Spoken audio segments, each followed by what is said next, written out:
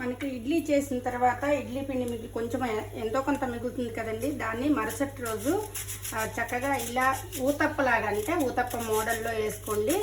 కొంచెం మందంగా వస్తుంది, అలాగనే మనకి దండిగా ఉంటుంది. దండిగా అంటారు కదా, టిఫిన్ చేస్తే మనకి 2 దాకా కూడా ఆకలి కాదనమాట. ఈ ఊతప్ప అలా ఉంటుంది. అప్పుడు దీంట్లోకి ఇలా చక్కగా మనకి ఫ్లేవర్ బాగా, అంటే చూడటానికి లుక్ బాగా ఉంటుంది.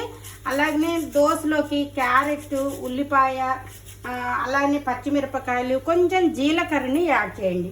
మనకి పిల్లలు కూడా ఇలా చూడగానే అనమాట కళ్ళకి మంచిగా కనిపిస్తూ ఉంటాయి ఇవన్నీ కూడా.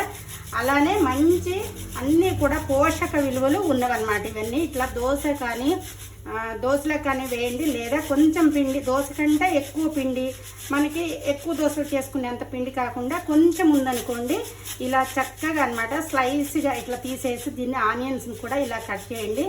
మంచిగా వేగి ఉంటాయి, రుచికి సూపర్ ఉంటాయి అన్నమాట. ఇంకా క్యారెట్ కూడా ఎంత బలమో తెలుసు కదండి మీ అందరికీ. క్యారెట్లో ఎంత మనకి క్యారెట్ తినటం వల్ల బ్లడ్ అనేది ఎంత ఇంప్రూవ్మెంట్ అవుతుందో. ఇలా మనం టిఫిన్స్ చేసుకున్నప్పుడు కొంచెం ఓపిక తెచ్చుకొని కొంచెం మంచి మంచి పోషక విలువలు ఉన్నాయని వేసుకున్నాం అనుకోండి. చూసారు కదా, ఒక్క క్యారెట్ అనమాట. మనకి ఈ క్యారెట్ చాలా బలాన్ని ఇస్తుంది. కలర్ఫుల్ అనమాట దోశ.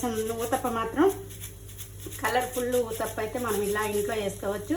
దీనికి కొంచెం నెయ్యినన్నా యాడ్ చేసుకోండి, లేదా నెయ్యి వద్దు మనకి అని అంటే మాత్రం చక్కగా కొంచెం నూనె యాడ్ చేసుకోండి. చూసారు కదా, ఇవన్నీ కట్ చేసుకున్న తర్వాత కొంచెం జస్ట్ అలా నూనెని వేసేయండి. మన ఇంట్లోనే మనకి హోటల్లో ఎట్లా ఉంటుందో ఊతప్ప, అలా చక్కటి ఊతప్పని మనమైతే ఇలా ప్రిపేర్ చేసుకోవచ్చు. చూసారు కదా ఎంత కలర్ఫుల్గా కనిపిస్తుందో. ఇలా పిల్లలకి ఒక్కసారి మీరు ట్రై చేసి చూడండి, ఎంత బాగుంటుందో. పిల్లలు ఎంత ఇష్టంగా తింటారో. దీన్ని చట్నీతో కానీ లేదా టమాటా చట్నీ ఉన్నా కానీ సూపర్ ఉంటుందన్నమాట. చక్కగా చేసి పెట్టండి. నేనైతే ఈరోజు ఇదే టిఫిన్ చేస్తున్నాను.